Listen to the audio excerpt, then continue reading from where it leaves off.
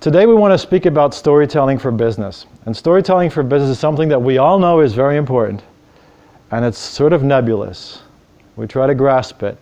But it's such a big topic that we don't really know where the handle is.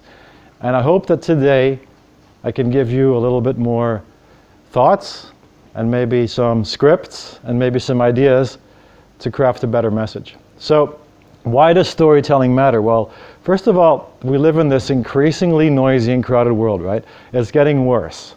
It's more and more difficult to get heard. It's all about standing out.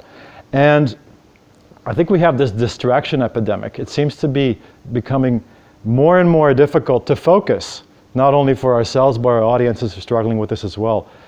And I think one of the most important assets or most valuable assets that we can earn today is to get someone's ongoing attention. There's a need for clarity. There's so much complicated stuff going on. There are so many interesting new shiny objects that we want to run to that everything becomes quite blurred. So we need clarity.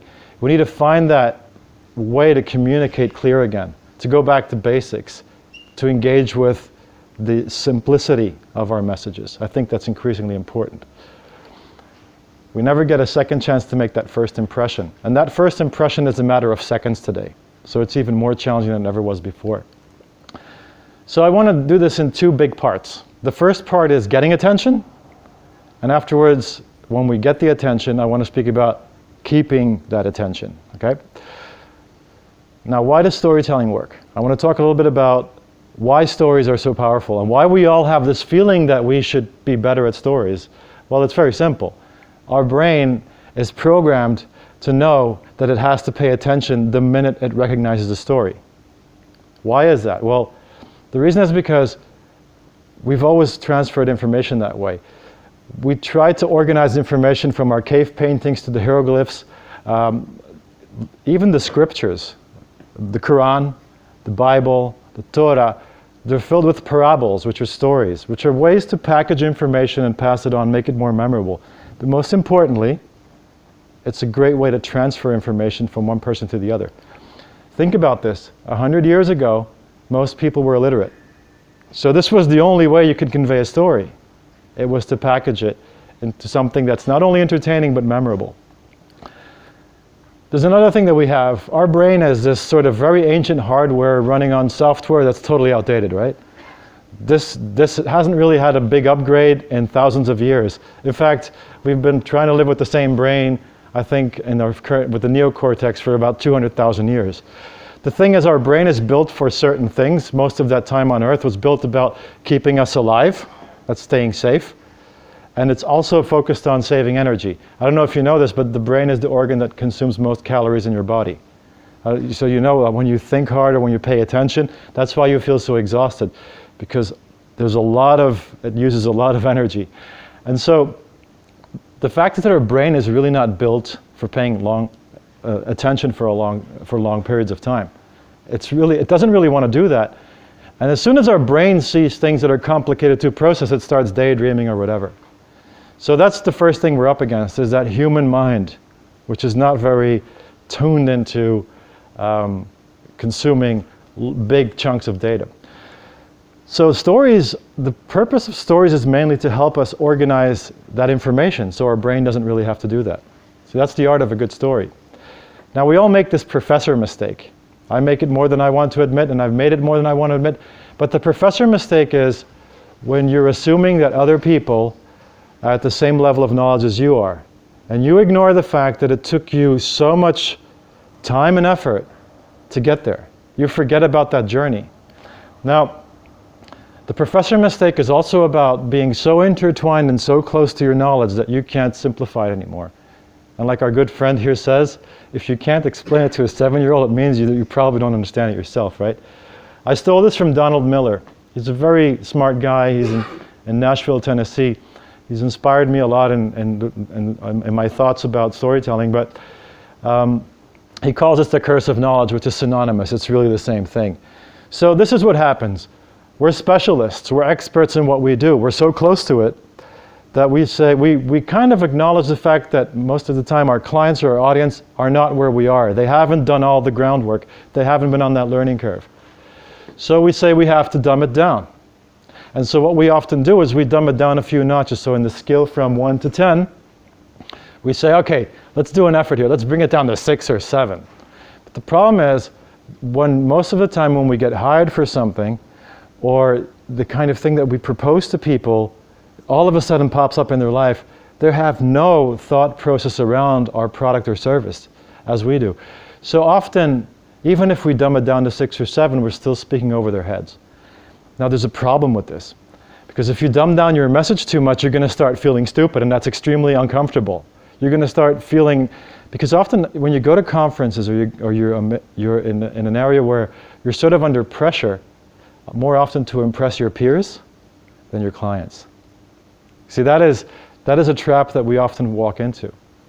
So it's all about really simplifying things as much as we can, just to ensure that we can make that intuitive connection with our audience. Right?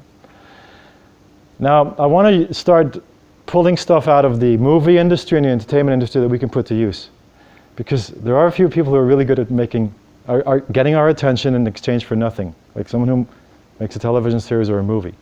They have this thing called the log line. The log line is that concise tagline that presents a movie, a book, or whatever, 20 or 30 words that explains the whole story.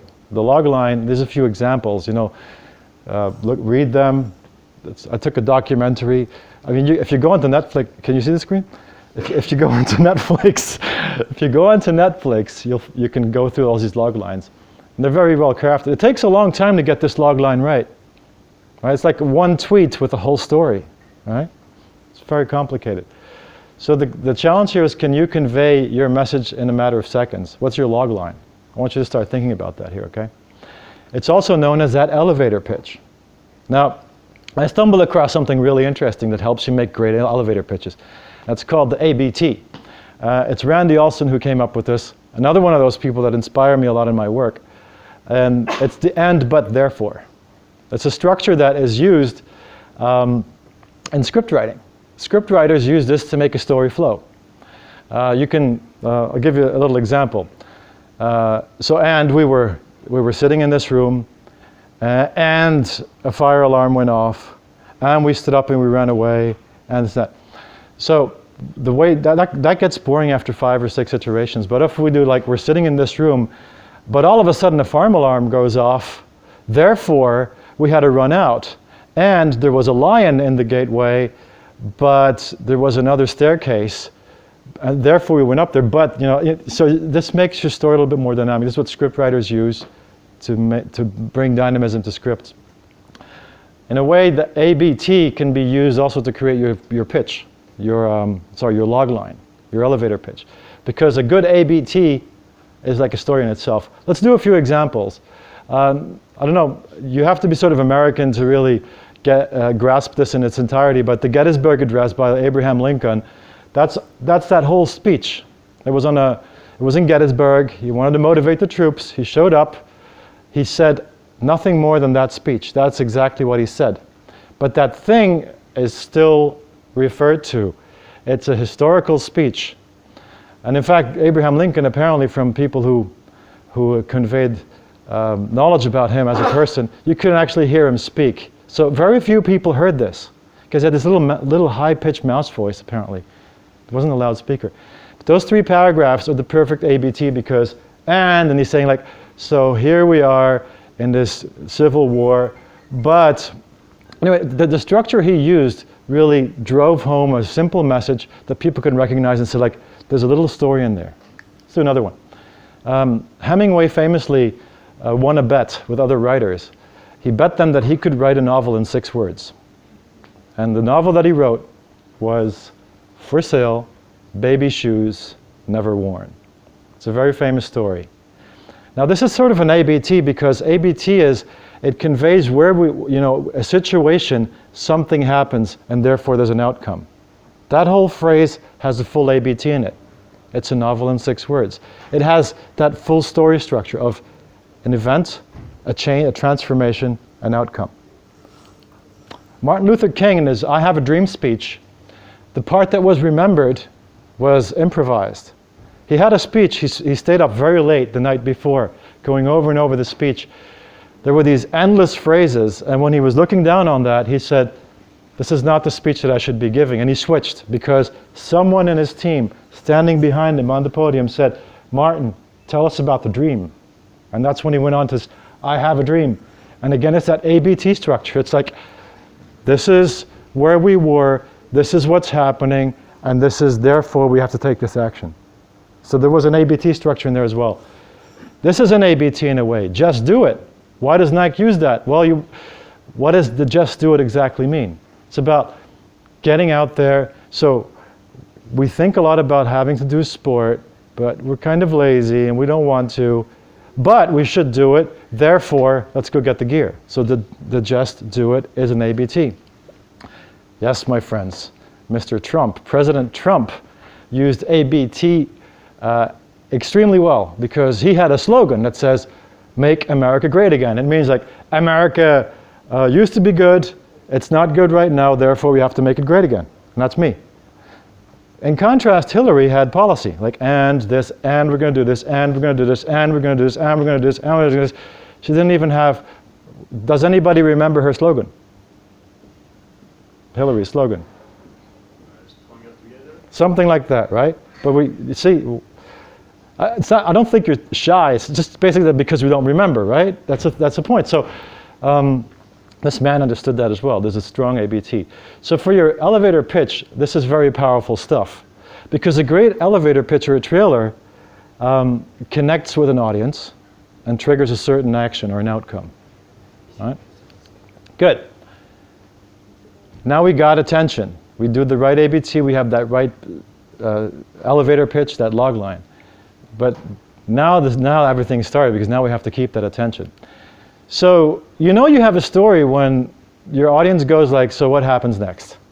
That's when you know that is the golden question of every scriptwriter. In fact, a scriptwriter has to make sure that happens every so many seconds these days. If you're making publicity videos on YouTube, this has to happen. What is the attention span these days? 6-7 seconds? Every 6-7 seconds, what happens next? That's the golden question. So who knows how to do this really well? What can we learn from our friends at Netflix?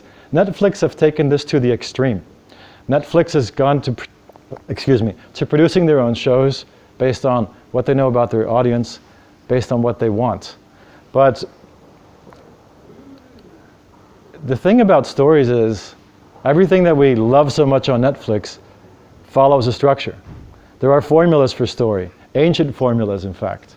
Formulas that, I don't know if you've noticed this, I unfortunately can't enjoy it. I actually do enjoy the stories very much, but since I spend so much time on script writing and understanding it, the same patterns come back and back again. It's flawless, it works. So what I want to do right now is I want to see what we can steal from the masses of attention to put to work in our stories. So here's a few stories over time. There's one thing that all these stories have in common. One thing. Any hints? Okay. They all follow the hero's journey. That may not mean anything to you right now. And the person who devoted his life to finding this formula was Joseph Campbell. He spent his entire life, he died somewhere in the 80s, trying to figure out how come myths and certain stories survive while others die out. What is the longevity of a story? What makes a strong story? And he came up with the hero's journey. And most of the stories that you love are based on this. And it's always the same routine. Let's walk through it. There's a hero, and he's very much like you. He's a normal person. And there's a call to adventure. And they have to go through a transformation. And they go into a different kind of world. And there's somebody who's going to help them forward. And then there's a whole struggle. And then there's an outcome. This is in Star Wars. You'll find this in The Lord of the Rings. You'll find it in Breaking Bad. You're going to find it in most of the stories that we consume. They're going to do this hero's journey. All right? This is a formula that our brain immediately recognizes and gets really interested in, but nevertheless it can't help but pay attention to it. There's this other thing that all these stories have in common, right? The heroes are all underdogs.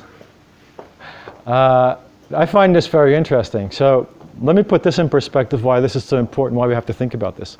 Well, the underdog is a kind of persona or character that the audience can easily relate to. They see themselves in there. They have flaws. They have weaknesses. They have to undergo a transformation, right? In business, however, we believe that we often want to position ourselves not as vulnerable, not as weak, not as scruffy, not as imperfect. No, we want to be strong, solid, absolutely flawless type characters in a story, right? And guess who the strong, infallible, successful characters are in stories? They're the villains. If as a business you're trying to convey the message that we are amazingly powerful and flawless, in the mind of the audience, there's this formula that gets triggered that they may see that as a villain. It's not genuine. There's something wrong with that. So the most of the best stories that people want to pay attention to are about the characters that the audience can actually identify with. Now there's a nugget of information here on how we position our stories, right? We can do something with this insight. Okay, so I've been talking about script writing and stories. What does this have to do with business? Let's get down to it, okay? So great stories are all about the audience. It means that you have to portray characters and structures that the audience wants to relate to. So guess what? If great stories about the underdogs and the characters, if great stories are all about the audience, a business story is all about clients and not about our business. Fundamental mistake that we all make, right? We think the story is about our business. It's about them, not us. We're just another character in the story, but the main character of our story is the business. Which means that the hero's journey is our client's journey, right? All right, this is my favorite graph. This is I think the best graph I've ever made, because it's sort of like, it depicts the human business relationship. It's something that compounds. It has elements, such a relationship. That's where now a relationship starts with a relationship, albeit very tiny. And usually a business relationship starts because there's an exchange of value. Most of the time that's in knowledge. I'm not speaking about selling sweets on the street corner. I'm speaking about a process that takes time to consume. And as you see, like over time, knowledge and value generate trust, and it compounds over time, and it pushes our prospects into the client zone. Right? This is that customer journey or that client journey that we have to capture. So what we're going to do is we're going to take this hero journey format and we're going to make something that's usable for business. And I think there's 6 steps into a typical customer or client journey how we can structure our story. And it starts with that character, the problem, the guide, the plan, the journey, and the outcome. I'm going to go into a little bit more detail about all these steps a little bit later, right? So how do we put this to work? Well, let's start. The character, that's our prospect or our client. That's the person whose business we want. Who's next? Well, what's the problem? So we have a character, he's defined. There's no story without a challenge or a problem or a transformation, right? What is that problem? Well, it's the inner story of our prospect's challenge. I want to stop here for a second. It's not about, the superficial version of the problem. It's really what is going to take our prospect across the line. This is often that has to do with risk. How do they see risk? How do they define success? How do they sell this to their colleagues or their stakeholders? This is a very important part. We have to understand what their triggers are, what really lies below the surface. This is where we come into the story because, the guide, that's actually us. We're not the main character of the story. We're the guide because we earn the privilege of becoming the guide. Because as you remember with the hero's journey, they're going to have to set out on a voyage, on a journey. And this is when we as the guide, we're like the Yoda or the Obi-Wan Kenobi, or we're like the Gandalf of the story here. We're going to provide them with an outline, a plan, something to work with, right? We're going to be that inspiration. And the journey is our privilege to be the guide, and we're going to be there to educate the prospect. We're going to work with FAQs. I'm just keeping this very down to earth so we can actually use it. You can walk away from here and you can start thinking about this, how to use this, right? So the journey is all about that learning curve of your prospect, turning them into a client. You're going to be there for them.